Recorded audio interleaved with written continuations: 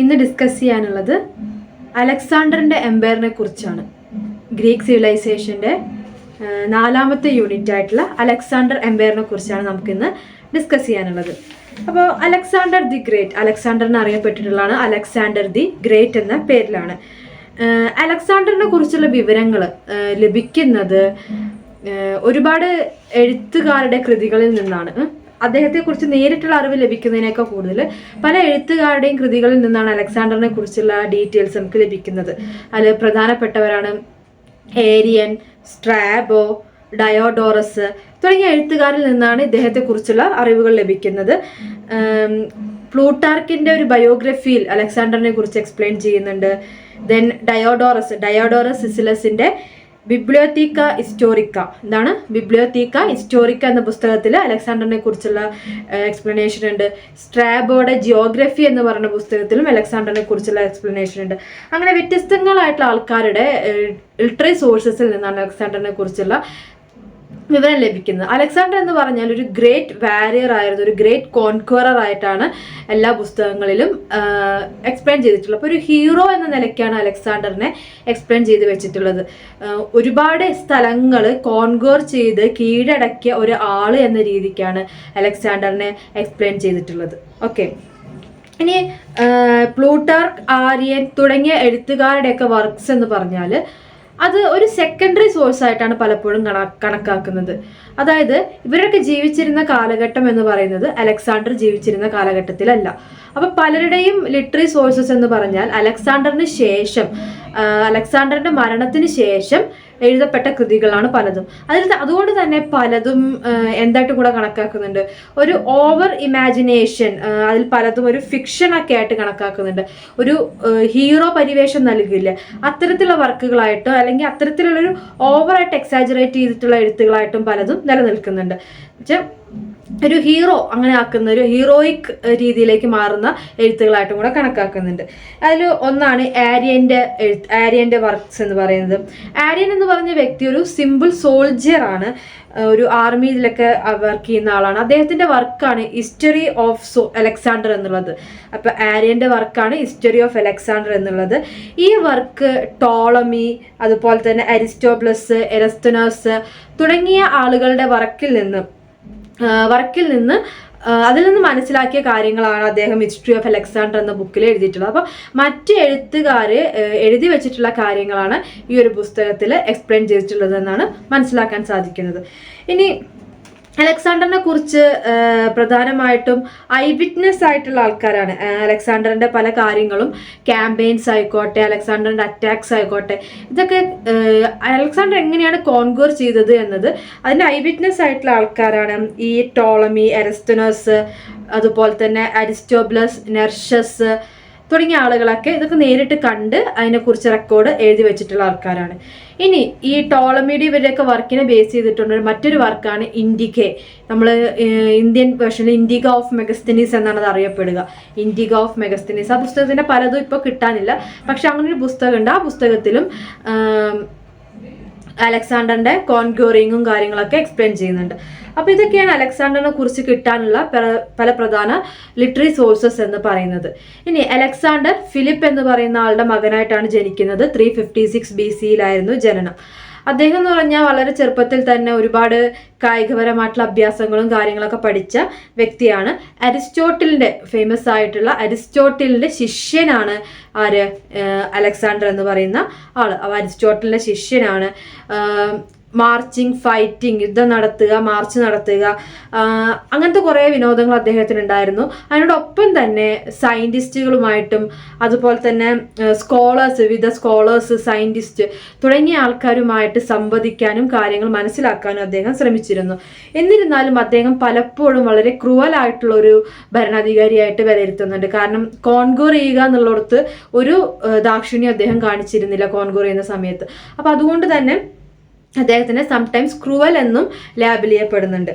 ഇനി അലക്സാണ്ടറിന്റെ പേര് അധികം ഒരു മിലിറ്ററി കോൺക്വറർ ആണ്. വെച്ചാൽ സൈനികപരമായിട്ട് മറ്റ് സ്ഥലങ്ങളെ ആക്രമിച്ച് കീഴടക്കുന്ന ഒരു കോൺക്വർ ആയിട്ട് തന്നെയാണ് അറിയപ്പെടുന്നത്. അദ്ദേഹത്തിന്റെ പ്രധാന ലക്ഷ്യം എന്ന് പറഞ്ഞാൽ സ്പ്രെഡിങ് ഗ്രീക്ക് കൾച്ചർ എന്നാണ്.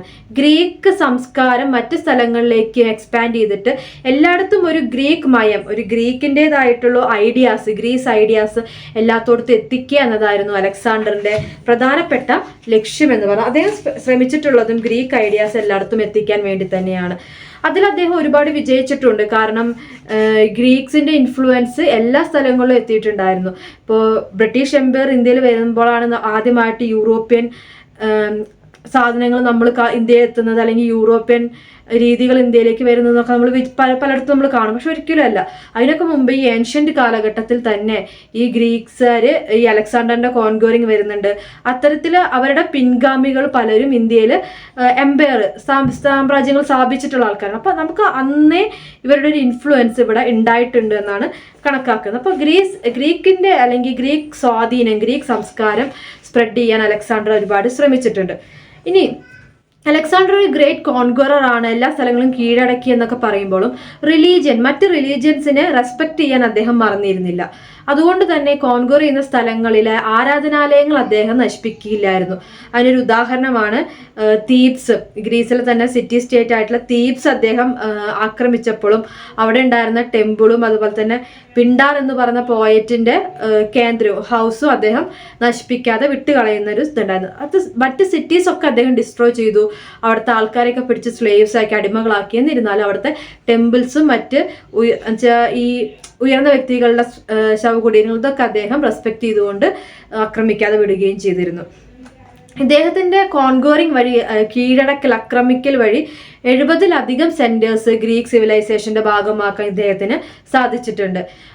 ഗ്രീക്ക് സിവിലൈസേഷന്റെ ഭാഗമാക്കുക എന്ന് പറയുമ്പോൾ ഗ്രീക്കിൻ്റെതായിട്ടുള്ള സംസ്കാരം, ഗ്രീക്ക് ആർട്ട്, അതുപോലെ തന്നെ ഗ്രീക്ക് ആർക്കിടെക്ചർ, വാസ്തുശില്പ, ലിംഗ്വിസ്റ്റിക്സ്, ലിറ്ററേച്ചർ, ഗ്രീക്കിൻ്റെ ആയിട്ടുള്ള ലിറ്ററേച്ചർ സോഴ്സസ്, അങ്ങനത്തെ ഗ്രീക്ക് ടെമ്പിൾസിനെ കുറിച്ച് പറയുമ്പോൾ ഇവിടെ പല സ്ഥലങ്ങളിലും പിന്നീട് കാണപ്പെടുന്ന കൺസ്ട്രക്ഷൻ വർക്ക്, അതുപോലെ ടെമ്പിൾസിന്റെ ആയിക്കോട്ടെ, ദൈവങ്ങളുടെയൊക്കെ ഇമേജസ് ഉണ്ടല്ലോ, ദൈവങ്ങളെയൊക്കെ നമ്മളുടെ ഒരുപാട് വിഗ്രഹങ്ങൾ, സ്കൾച്ചേഴ്സ് ഒക്കെ, അതിലൊക്കെ നല്ല രീതിയിൽ ഗ്രീക്ക് സ്വാധീനം നമുക്ക് കാണാൻ സാധിക്കും. അത്തരത്തിൽ ഗ്രീക്കിന്റെ ഒരു സ്വാധീനം ഇങ്ങോട്ട് കൊണ്ടുവരിക, അതായത് അദ്ദേഹം ശ്രമിച്ചിട്ടുള്ളത്. അദ്ദേഹം കല്യാണം കഴിച്ചിട്ടുള്ളത് ഡാരിയസ് മൂന്നാമന്റെ മകളെയായിരുന്നു. ഡാരിയസ് മൂന്നാമൻ എന്ന് പറഞ്ഞാൽ പേർഷ്യൻ രാജാവായിരുന്നു ഡാരിയസ് മൂന്നാമൻ. അതുകൊണ്ട് തന്നെ പേർഷ്യ എന്ന് പറയുമ്പോൾ ഈസ്റ്റിൽ കിടക്കുന്ന ഒരു സ്ഥലമാണ്, ഗ്രീക്ക് എന്ന് പറയുമ്പോൾ വെസ്റ്റിലാണ്. അപ്പൊ ഈ ഈസ്റ്റ് വെസ്റ്റ് റിലേഷൻ കുറച്ചും കൂടെ എളുപ്പമാക്കാൻ അദ്ദേഹം ഈ ഡാരിയസ് മൂന്നാമന്റെ മകളുമായിട്ടുള്ള വിവാഹം ത്തിലൂടെ സാധിച്ചിട്ടുണ്ടെന്നും പറയാം. അപ്പൊ അത്തരത്തിലുള്ള മാട്രിമോണിയൽ അലയൻസസും അദ്ദേഹം മുന്നോട്ട് കൊണ്ടുവരുന്നു. ഇനി നമ്മൾ നേരത്തെ പറഞ്ഞു, അലക്സാണ്ടറിനെ ഹിസ്റ്ററിയിൽ, ചരിത്രത്തിൽ രേഖപ്പെടുത്തിയിട്ടുള്ള പേരാണ് അലക്സാണ്ടർ ദി ഗ്രേറ്റ് എന്നാണ് രേഖപ്പെടുത്തിയിട്ടുള്ളത്. ഇനി അദ്ദേഹത്തിന്റെ ഏറ്റവും വലിയ പോരായ്മ എന്ന് പറയുന്നത് എന്തായിരുന്നു വെച്ചാൽ, അദ്ദേഹം വളരെ കള്ളുകൂടിയിൽ വളരെ അഡിക്റ്റ് ആയിട്ടുള്ള ഒരു വ്യക്തിയായിരുന്നു. അത് അദ്ദേഹത്തിന്റെ ഒരു വലിയ പോരായ്മയായിരുന്നു. ഇനി അദ്ദേഹം കീഴടക്കിയിട്ടുള്ള പ്രദേശത്തിന് മെസിഡോണിയൻ എംപയർ എന്നാണ് അറിയപ്പെട്ടിട്ടുള്ളത്. അലക്സാണ്ടറിന്റെ സാമ്രാജ്യത്തിന് മെസിഡോണിയൻ എംപയർ എന്നാണ് അറിയപ്പെട്ടിട്ടുള്ളത്. അദ്ദേഹം കീഴടക്കിയ, പക്ഷെ അദ്ദേഹം മരിക്കുന്നതിന് മുമ്പ് അദ്ദേഹം കീഴടക്കിയ സ്ഥലങ്ങളെല്ലാം കേന്ദ്രീകരിച്ചുകൊണ്ട് അല്ലെങ്കിൽ ക്രോഡീകരിച്ചുകൊണ്ട് ഭരിക്കാനൊന്നും അദ്ദേഹത്തിന് സാധിച്ചിട്ടില്ല. പക്ഷെ അദ്ദേഹം ഒരുപാട് സ്ഥലങ്ങൾ ആക്രമിച്ച് കീഴടക്കി മെസിഡോണിയൻ എംപയറിന്റെ ഭാഗമാക്കിയിട്ടുണ്ട്. 334 BC ആണ് അദ്ദേഹം മെസിഡോണിയയിലെ രാജാവായിട്ട് അധികാരത്തിലേക്ക് വരുന്നത്. 334 BC അതിന് ശേഷമാണ് മെസിഡോണിയയിലെ രാജാവ്. അതിന് ശേഷമാണ് അദ്ദേഹം ലോകം കീഴടക്കാൻ ഇറങ്ങിയിട്ടുള്ളത്. ഒരു 11 വർഷത്തോളം അദ്ദേഹം ശ്രമിച്ചിട്ടുള്ളതിന് വേണ്ടി തന്നെയാണ്, ലോകം കീഴടക്കി നിർത്തുക എന്നുള്ളതിന് വേണ്ടിയിട്ടായിരുന്നു. ആദ്യം അദ്ദേഹം തോൽപ്പിച്ചത് പേർഷ്യൻ രാജാവായിട്ടുള്ള ഡാരിയസ് മൂന്നാമനെ തന്നെയാണ്. അതിനുശേഷം അദ്ദേഹം സിറിയയിലേക്ക് തിരിഞ്ഞു. സിറിയ, പലസ്തീൻ തുടങ്ങിയ സ്ഥലങ്ങൾ ആക്രമിച്ച് കീഴടക്കി. സിറിയയ്ക്ക് ശേഷം അദ്ദേഹം ഈജിപ്ത് കീഴടക്കി. ഈജിപ്ത് കീഴടക്കിയിട്ട് ഈജിപ്തിലെ ഫറവോ ആയിട്ട് അധികാരത്തിൽ, ഈജിപ്തിന്റെ രാജാവിനെ ഫറവോ എന്നാണ് പറയുക അല്ലെ. അപ്പൊ ഈജിപ്തിന്റെ ഫറവോ ആയിട്ട് സ്വയമേധി അദ്ദേഹം അധികാരത്തിലേക്ക് കയറുകയാണ് ചെയ്യുന്നത്. അതിനുശേഷം അദ്ദേഹം സ്ഥാപിച്ചൊരു നഗരമാണ് സിറ്റി ഓഫ് അലക്സാൻഡ്രിയ എന്ന് പറയുന്നത്. അദ്ദേഹം സ്ഥാപിച്ചാണ് സിറ്റി ഓഫ് അലക്സാൻഡ്രിയ. ഈജിപ്തിന് ശേഷം അദ്ദേഹം യൂഫ്രട്ടീസ്, ടൈഗ്രീസ് നദീതടങ്ങളിലേക്ക് ശ്രദ്ധ കേന്ദ്രീകരിച്ചു. എന്ന് വെച്ചാൽ എന്താണ് യൂഫ്രട്ടീസ്, ടൈഗ്രീസ് എന്ന് പറഞ്ഞാൽ ഏത് സെന്ററാണ്? മെസപ്പൊട്ടാമിയ അതായത് ഇറാൻ, ഇറാഖ് മുതലായ സ്ഥലങ്ങൾ ഇന്നത്തെ. അപ്പൊ മെസപ്പൊട്ടാമിയം എംപയറാണ് പിന്നീട് അദ്ദേഹം കേന്ദ്രീകരിച്ചത്. മെസപ്പൊട്ടാമിയം എംപയർ എന്ന് പറയുമ്പോൾ ബാബിലോണിയ തുടങ്ങിയ സ്ഥലങ്ങളൊക്കെ അദ്ദേഹത്തിന്റെ കീഴിലേക്ക് വരികയാണ് ഉണ്ടായത്. അതിനുശേഷം അദ്ദേഹം തിരിഞ്ഞത് നോർത്ത് വെസ്റ്റിലേക്കായിരുന്നു, വടക്ക് പടിഞ്ഞാറൻ രീതിയിലേക്ക് എന്ന് വെച്ചാൽ ഇന്ത്യയിലേക്കാണ് പിന്നീട് അദ്ദേഹം തിരിയുന്നത്. 329 BC അദ്ദേഹം ഇന്ത്യ കീഴടക്കാൻ വരുന്നത്. 329 BC അദ്ദേഹം ഇന്ത്യയിലേക്ക് വരികയും ഇന്ത്യയിൽ അന്നുണ്ടായിരുന്ന പഞ്ചാബിലെ പ്രിൻസസിനെ തോൽപ്പിക്കുകയും പോറസിനെ തോൽപ്പിക്കുന്ന ഒരു സ്ഥിതി, മോസ്റ്റ് എഫിഷ്യന്റ് ആയിട്ടുള്ള റൂളറായിരുന്നു പോറസിനെ തോൽപ്പിക്കുകയും ചെയ്യുന്നുണ്ട് ആര്, അലക്സാണ്ടർ. അങ്ങനെ ഇന്ത്യയിലും ഒരു സാമ്രാജ്യത്തിന്റെ അല്ലെങ്കിൽ മെസഡോണിയൻ എംപയറിന്റെ വിത്ത് പാകിയിട്ടാണ് അലക്സാണ്ടർ തിരിച്ചു പോയിട്ടുള്ളത്. ഈ ഇന്ത്യയിലേക്ക് വരുമ്പോൾ ഒരു കഥയുണ്ട്, അംബിയുടെയും പോറസിന്റെയും കഥയുണ്ട്. നമ്മൾ പറയല്ലോ അലക്സാണ്ടർ പലപ്പോഴും യുദ്ധം ചെയ്ത് തോൽപ്പിക്കുന്നവരെയും റെസ്പെക്ട് ചെയ്തിരുന്ന വ്യക്തിയാണ്. അംബിയും പോറസും ഇന്ത്യയിലെ 2 എംപയേഴ്സിന്റെ ഭരണാധികാരികളായിരുന്നു.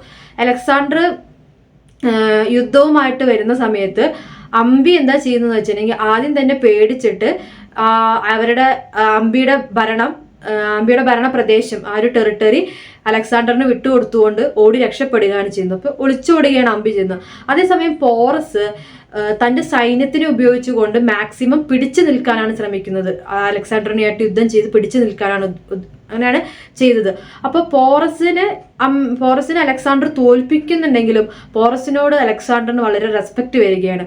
അതുകൊണ്ട് തന്നെ അലക്സാണ്ടർ പോറസിന് ആ എംപയർ തിരിച്ചു കൊടുക്കുക മീൻസ് മെസഡോണിയന്റെ ഭാഗം തന്നെയാണ്. പോറസിനെ തന്നെ അവിടെ റൂളറായിട്ട് നിയമിച്ചുകൊണ്ടാണ് അലക്സാണ്ടർ തിരിച്ചു പോകുന്നത്. അങ്ങനെ ഒരു കഥയുണ്ട് ഇതിനെ പറ്റിയിട്ട്.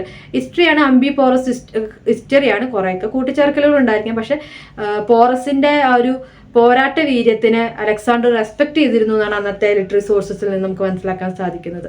അപ്പൊ ഇതാണ് അലക്സാണ്ടറിന്റെ ഒരു ഹിസ്റ്ററി എന്ന് പറയുന്നത്, അല്ലെങ്കിൽ അലക്സാണ്ടർസ് എംപയർ, മെസിഡോണിയൻ എംപയറിന്റെ ഒരു ഹിസ്റ്ററി എന്ന് പറയുന്നത്. ഇത്രയാണ് നമുക്ക് ഈ ഒരു യൂണിറ്റിൽ ഡിസ്കസ് ചെയ്യാനുള്ളത്. താങ്ക്